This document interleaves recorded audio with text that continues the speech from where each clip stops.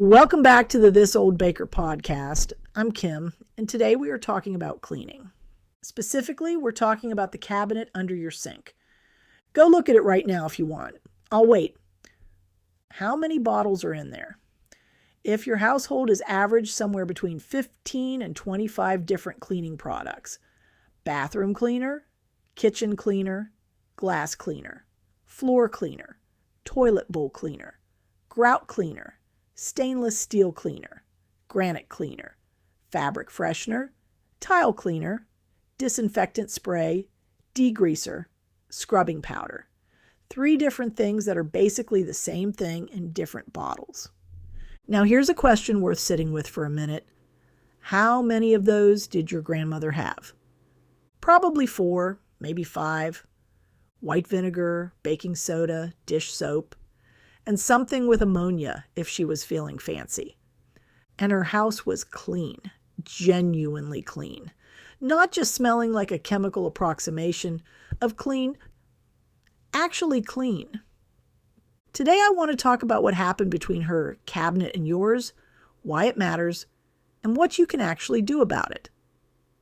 This is the first episode tied to our new household cleaning series on the blog, 10 posts dropping every Monday. And we're starting at the beginning. Here's what happened between your grandmother's 4 bottles and your 25. In the 1950s and 60s, cleaning product companies figured something out.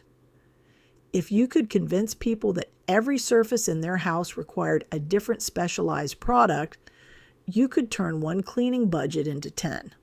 So they invented problems. Soap scum is different from hard water deposits. Kitchen grease is different from bathroom grease. The bacteria on your toilet is different from the bacteria on your counter. And some of that is actually true, but most of it isn't. Most surfaces in your home can be cleaned effectively with the same 3 to 4 ingredients in different concentrations and ratios. By the 1990s, the average household cleaning cabinet had doubled in size. By 2010, doubled again. Today, the U.S. household cleaning products market is worth over $30 billion a year. Billion, with a B. And the irony is, we're not cleaner. Our houses aren't more sanitary. We're spending more money, storing more plastic, breathing more synthetic fragrance, and getting essentially the same result that white vinegar and dish soap would have gotten us for 40 cents. Here's what your grandmother understood that got lost somewhere in the last 70 years. Grease is grease. It doesn't care where it is. On a stovetop, in an oven, on a cabinet door. It responds to acid and surfactants. Vinegar and dish soap. That's it. Hard water deposits, the white, crusty buildup on faucets and in sinks, are mineral deposits. Alkaline minerals. They dissolve in acid. Vinegar is an acid. Done. Bacteria and viruses are killed by either heat, alcohol, or sustained acid contact. Your grandmother used hot water, rubbing alcohol when necessary, and the mild acidity of vinegar. She wasn't less safe than you are with your 27-ingredient disinfecting spray. She was actually safer in some ways because she wasn't putting synthetic compounds on surfaces her family touched and her children put their hands on. She also understood something that we've completely lost, that clean doesn't have a smell. We've been so thoroughly marketed that most of us now associate the chemical fragrance of commercial cleaners with cleanliness itself. Lavender bleach, citrus disinfectant, ocean breeze, everything. But your house isn't clean because it smells like a pine forest. It's clean because the surfaces are sanitized and the grease is gone. Grandma's house smelled like her house. Not like a product. Now, I want to be honest here because this isn't just about nostalgia or simplicity. There's a genuine safety conversation to have. Commercial cleaning products, particularly disinfectants, drain cleaners, and anything with bleach or ammonia, contain compounds that have real effects on indoor air quality and on the people who use them regularly. This is documented. The research is not fringe. Quaternary ammonium compounds found in most commercial disinfectants have been linked to respiratory irritation and asthma with regular exposure. Synthetic fragrances, which are in almost every commercial cleaning product, are one of the top sources of indoor VOC emissions. And many common cleaning products react with each other to produce toxic gases when accidentally combined, which happens in people's homes more often than you'd think. I'm not saying commercial cleaners are poison. I'm saying they're not nothing.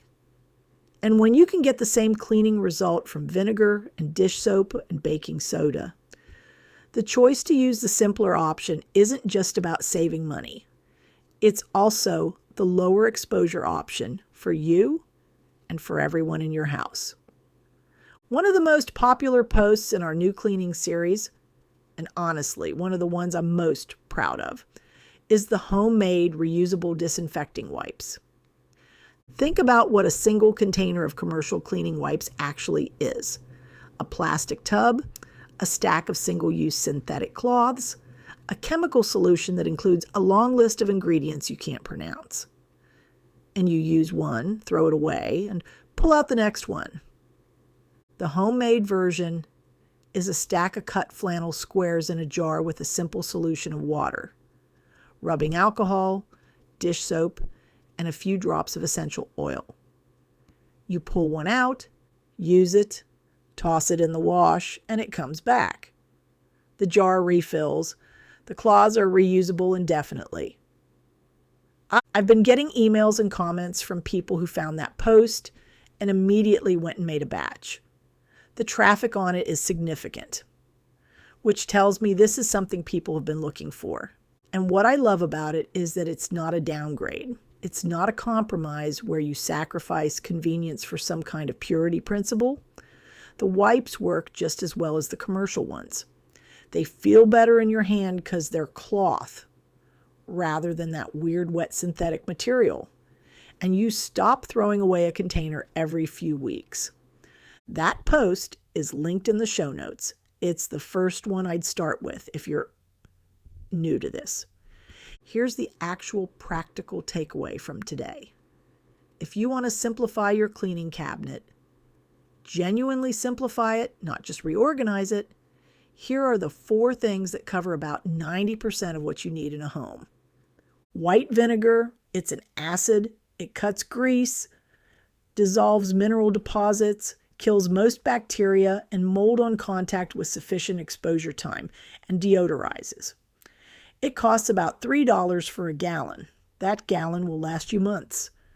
Baking soda, it's a mild abrasive and an odor absorber.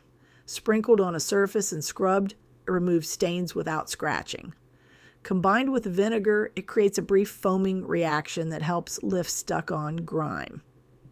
Mixed with a little dish soap, it becomes a gentle scrubbing paste. A box costs under $1. Dish soap.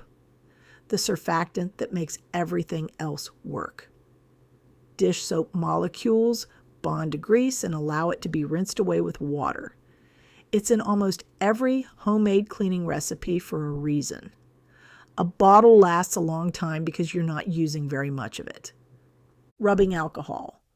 For genuine disinfection, particularly on high-touch surfaces like doorknobs, light switches, and phone screens. Alcohol kills a broad spectrum of bacteria and viruses and evaporates cleanly without leaving residue. That's it.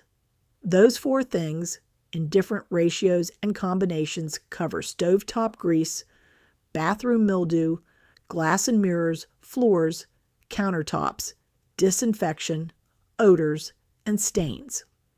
Everything in our cleaning series on the blog builds from those 4 ingredients.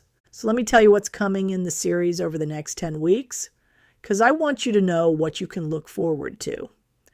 We're dropping a new cleaning post every Monday. The reusable wipes are already up. The kitchen degreaser spray is up. Coming up over the next several weeks, bathroom scrub, glass cleaner, laundry booster, floor cleaner, all-purpose spray, and several more. Each post covers the recipe, the safety information, what surfaces to use it on, and Importantly, what surfaces not to use it on. That last part matters. Vinegar is not safe on natural stone. Baking soda can scratch certain finishes. Knowing the limits of these ingredients is part of using them correctly. All of it is at thisoldbaker.com. All of it is linked in the show notes. Your grandmother had a clean house, a simple cabinet, and 4 ingredients. The 47 bottle version is a marketing achievement, not a cleaning achievement. Start with the wipes. Make a batch this weekend. See how it feels to have something in a jar that you refill instead of something in a tub that you throw away. The show notes have links to everything we talked about today. I'm on Facebook and Instagram at This Old Baker, and I genuinely want to hear what you think when you start making this stuff. Thanks for being here. Go make something simple. Find me at thisoldbaker.com and on Facebook and Instagram at thisoldbaker. I'll see you next week.